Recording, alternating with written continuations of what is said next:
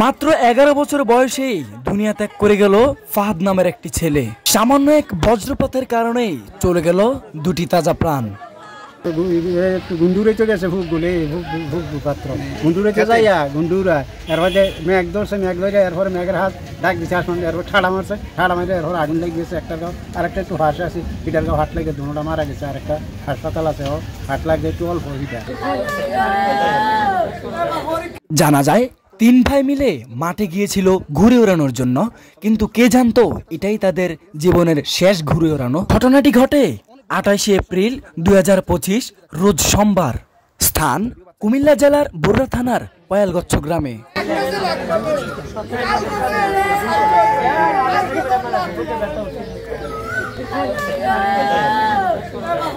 সামান্য এক বজ্রপাতের কারণেই চলে গেল দুটি তাজা তাজা প্রাণ। 11 বছরের দুটি সাধনা যেন নিমিষের মধ্যেই শেষ হয়ে গেল। মায়ের কান্না এবং বোনের কান্নার শব্দে যেন পুরো এলাকাটা নিস্তব্ধ হয়ে গেছে।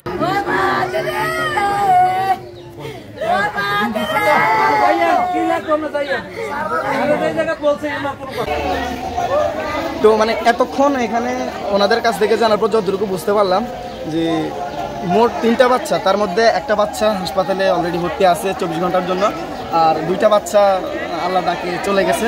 তো এখানে আমাদের বরুড়া থানার টিউনো স্যার আসছেন, উনি আসার পর এখানে বাচ্চাটাকে দেখছেন এবং যেই বাচ্চাটা হাসপাতালে ভর্তি আছে তো তার জন্য বরুড়া থানা থেকে মানে ওনার পক্ষ থেকে 20,000 টাকা দেওয়ার মানে একটা কথা বলছেন আর কি। আমার নাম মোসাম্মদ আমিনা বেগম, আমি 3 নং উত্তর পূর্বাসী ইউনিয়নের মেম্বার। আমার যে ইউনিয়নের যে ঘটনাটা ঘটছে বর্ধমানে, এখন আমরা শুনে আসছি। আয়সা আমাদের ইউনিয়ন পরিষদে যাই আমরা দরখাস্ত করেছি, দরখাস্ত করার পরে ইউনিয়ন বরাবর আসছে। আয়সা উনি বলছে যে অনেক জনগণের সাথে কথা বলছে যে আপনারা ছেলে সন্তান অনেক সতর্কভাবে রাখবেন, যাতে বজ্রপাত হওয়ার সাথে সাথে এদেরকে ডাক দিয়ে ঘরে নিয়ে আসবেন, যাতে বাতাসের সাথে কোথাও না বাইর হয়। এবং পাশে যে তাল গাছ, আগে তাল গাছে পড়তো, এখন তো তাল গাছ সব কেটে ফেলেছে। এখন থেকে তাল গাছ জায়গা জায়গা রোপণ করতে হবে, কারণ এই তাল গাছের মাঝে পড়লে মানুষের রক্ষা হয়। কারণ এই রক্ষাটা তো আমরা কেউ করতে পারি না। এখন যেহেতু উনি চলে গেছে, বিদায় হয়ে গেছে, ওনার পাশে এসে আমরা সান্ত্বনামূলক দিতে পারি, কিন্তু তাকে কোনো আর জীবনে আর ফিরিয়ে আনতে পারবো না। এবং কিছুদিন আগে ওনার বাবা 17 সালে মারা গেছে এবং মা এবং একটা মেয়ে নিয়ে এখানে দিনাতিপাত করতেছে। এই অবস্থায় এখন ছেলেরা দিকে ছায়া আসছিল এতদিন, এখন মা অনেক পাগল হয়ে গেছে। পাগল অবস্থা এখন আমরা এটা সান্ত্বনা দেওয়ার মাঝে বলা গেছে যে 2টা ছেলে মারা গেছে, একজন নানার বাড়িতে এসে মারা গেছে, ওটাকে পিওর নিয়ে গেছে এবং ওনার জন্য কিছু টাকাও সারে দিয়ে গেছে। এখানে দিছে 20,000, ওইখানে দিব 20,000, ওখানে ট্রান্সফার করে দেবো চান্দিনা থানা। ওখানে থাকা মেম্বার এবং বরুড়া থানার টিউনো স্যারের কথা অনুযায়ী যতটুকু বুঝতে পারলাম, যখন বজ্রপাত হয়ে থাকে আপনারা চেষ্টা করবেন উঁচু উঁচু জায়গায় গিয়ে দাঁড়ানোর জন্য, কারণ বজ্রপাতগুলো বেশিরভাগ সময় নিচু জায়গায় নিক্ষেপ করে। আরও জানানো হয়েছে নিজ নিজ দায়িত্বে যে যত বেশি পারেন তাল গাছ লাগানোর চেষ্টা করবেন, কারণ এই তাল গাছ থাকার কারণেই মানুষ বিভিন্ন ধরনের বজ্রপাত থেকে রক্ষা পেতে পারে। গুন্ডুরে চলে গেছে পাত্র গুন্ডুরে যাইয়া গুন্ডুরা এরপরে মেঘ ধরছে, মেঘ ধরে এরপরে মেঘের হাত ডাক দিচ্ছে আসমান, এরপর ঠাড়া মারছে, ঠাড়া মারে এরপর আগুন লেগে গেছে। একটা গাঁও আর একটা একটু হাঁস আছে, এটার গাঁও হাট লেগে দুটা মারা গেছে। আর একটা হাসপাতাল আছে, ও হাট লাগবে একটু অল্প।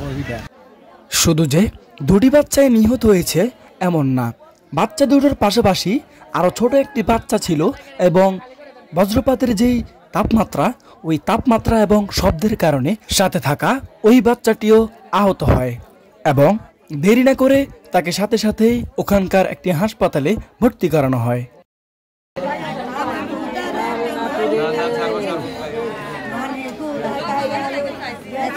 যতটুকু জানতে পারলাম, নিরীহ এই 2টি পরিবারের জন্য বরুড়া থানা ও টিউনো স্যারের পক্ষ থেকে 20,000 করে 40,000 টাকা প্রদান করা হবে।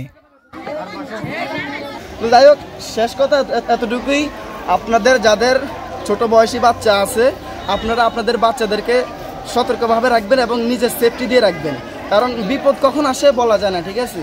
আর যখন বজ্রপাত হবে, বিভিন্ন ধরনের গর্জন দিবে, আপনারা অবশ্যই সেফটিভাবে থাকবেন। আর বিভিন্ন খালি মাঠে আপনারা কখনোই যাবেন না, ঠিক আছে। এতটুকু পর্যন্তই। আর যারা ভিডিওটা দেখছেন সম্পূর্ণ অসংখ্য ধন্যবাদ। আর সবাই ভিডিওটা শেয়ার করে দিবেন যেন অন্যরাও দেখে সতর্ক হতে পারে। তো আজকে এতটুকু পর্যন্তই, আল্লাহ হাফিজ।